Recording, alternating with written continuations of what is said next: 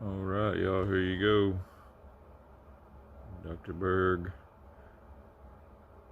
gets censored. Well, it's official. YouTube has just now banned anything related to health that doesn't align with the general medical consensus. So if any information related to health doesn't agree with the World Health Organization, they won't necessarily always take down the video, but they're going to change the algorithms. So they're going to replace those videos that were popular, that had lots of likes and lots of engagement, with medical information. This new partnership with YouTube is supposed to protect you against misinformation and promote high quality health information. And their definition of misinformation is anything that opposes their viewpoint. I mean, if you go to drberg.com, you will see that I have 7,607 success stories. I'm helping people. I'm giving people lots of non-toxic solutions. And if you just read the comments, you'll see that a lot of people are being helped. So my information is not dangerous. It's not misinformation. It's actually quite helpful. And this new change is going to hurt a lot of people because they're not going to be able to find alternative viewpoints, alternative opinions.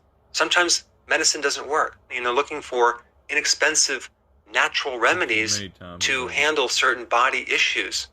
But guess what? Now they're going to have a very difficult time finding those solutions because all these medical sites are going to replace alternative health.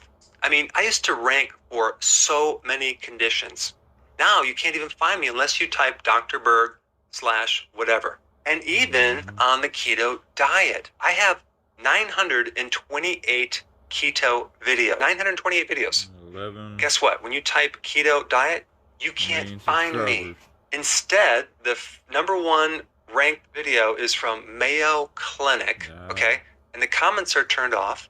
And you can see the likes are actually not very high compared to the number of views. I think they have like 260,000 views, but very few likes. And it's an anti-keto video. And I'm going to share some interesting things in that video. But I first want to communicate a couple things.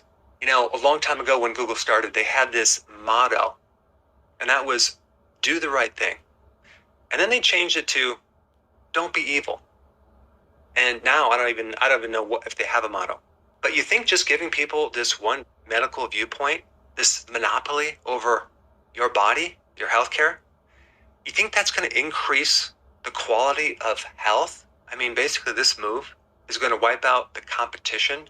And competition, competing viewpoints and opinions are very, very good in the healthcare field because it forces everyone to raise the bar and do better at getting results. And how do we trust this medical group? With all the strategic alliances and the strategic partners, the strategic alliances with Big Pharma, and how they partner with medical universities and medical journals. How do we trust that?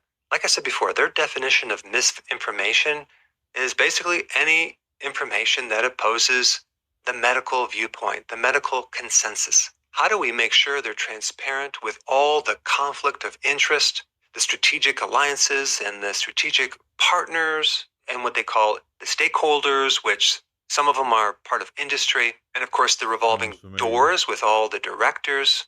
It's terrible. It's terrible. And I think it's going to hurt a lot of people because freedom of health information is really freedom of speech. And it's a very slippery slope. The more you start filtering out other opinions, other viewpoints, so many people go on the internet because they have not gotten results with certain types of medications and they're trying to find alternatives. So if someone wants something that's non-toxic, okay, or something that's natural, or a do-it-yourself remedy, that is all considered misinformation. Yeah, it's just terrible. But it's not just me. It's all the other alternative healthcare practitioners, anyone who comments on nutrition, even the layperson who wants to share their viewpoint on health, they're not going to rank. And this doesn't just hurt me or them. It hurts the person trying to find the right knowledge. We're going to be pretty much stuck with just one way of treating the body. And they call this science. They call this high quality health information. Really? Really? Yeah. And woe and trouble to those who call good evil and evil good. Sounds familiar. Same thing was going on back in the day. Paul said the days are evil, and here we are. And what does it say in Romans 1, which I just uploaded? Okay. If you read Romans 1, it sums up everything he's saying. And the wrath of Yahweh is being stored up, packed up, to be unleashed, right? And the wrath, right? The wrath of God is being stored up for those who suppress the truth in their wickedness, their unrighteousness. There's also a really interesting side comment that I read about this, and they call it the silent epidemic. It's called health illiteracy. And some of these people that are writing about this give health illiteracy as the reason why people aren't going to the doctors as much, and they're going online searching for alternative viewpoints on health. And this is what they defined health illiteracy. You ready for this? It's an inability to comprehend and use medical information.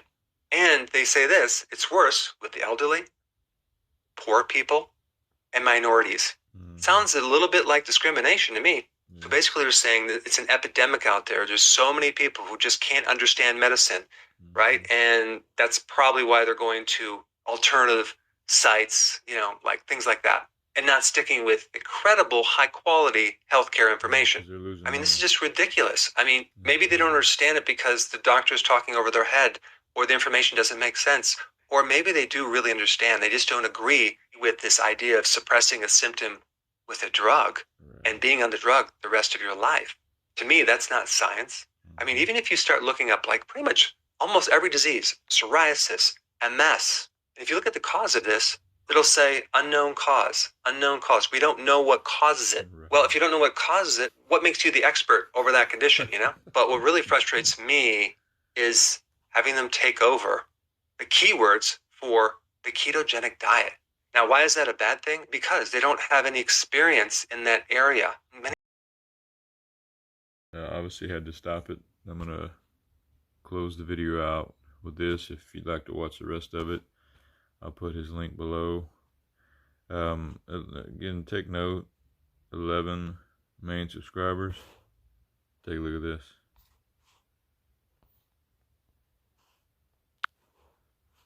The #1 for like a few years now, #1 channel is PewDiePie, which is a bunch of nonsense. Nothing valuable at all. Nothing.